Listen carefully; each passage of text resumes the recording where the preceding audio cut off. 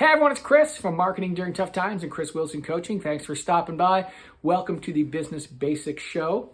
Today's show is about one of the most difficult things for entrepreneurs and business owners to do. And it's difficult because it's all in our head. These aren't external things, these are things that we do. And that is narrowing the focus. When I talk about that, there's two aspects. Narrowing the focus of what you do in your business and narrowing the focus of what your business does. If I start with what you do as the business owner, we're all control freaks. We do it better than anybody. And so we want to have our fingers in everything that goes on in our business. But the reality is it's simply not practical.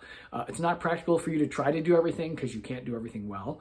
And also there's going to be people who are better at certain tasks than you are. It's also financially not practical. When you think about you want to do the highest value tasks in your business and leave the lower value tasks to someone else. And I'm going to give you a great example. In the United States, if you're a physician, if you're a doctor, the only way you can bill an insurance company and thus earn money is by seeing a patient.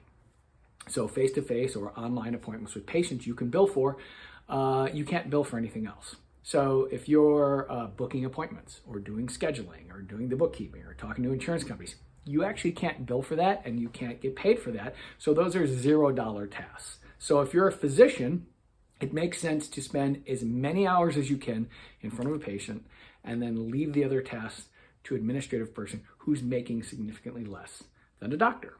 And when I give you that example, it makes sense. So let's apply it to our own businesses. In my business, I own a performing arts school.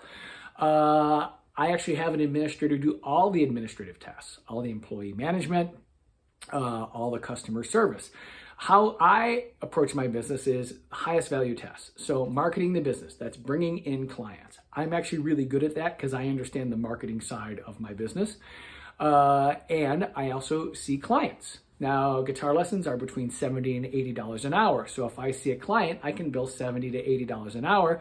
That's a higher value task than, say, answering phones or folding sheets of paper and stuffing envelopes. Those are lower value tasks that I'm much better off leaving to someone else.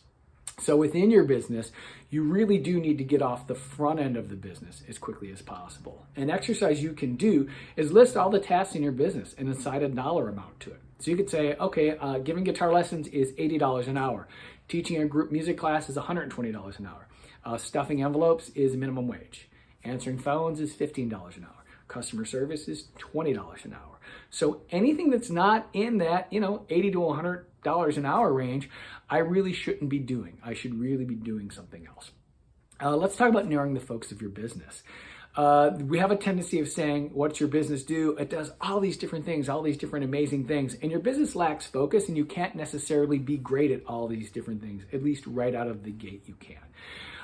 So with my business, we're a music, art, dance, theater summer camp school. But when I started it in my apartment in 1990, we just did guitar lessons.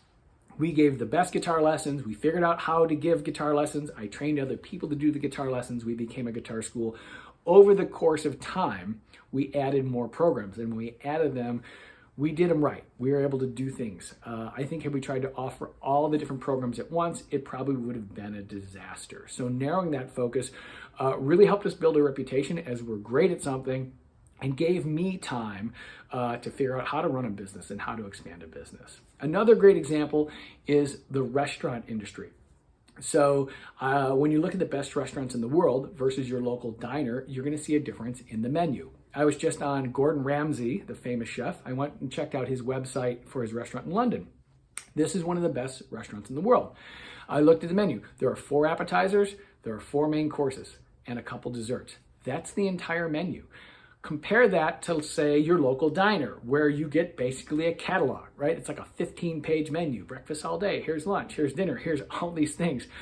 It's just not practical to say, you're going to do all that food at the highest possible level. You're going to get like an average to maybe below average meal at this restaurant. Maybe the line cook is really good at breakfast. So if you order breakfast, your breakfast is going to be great and everything else is going to be okay. No matter what, you're not going to get something the level of a Gordon Ramsay's restaurant where he has just 8 things on the menu.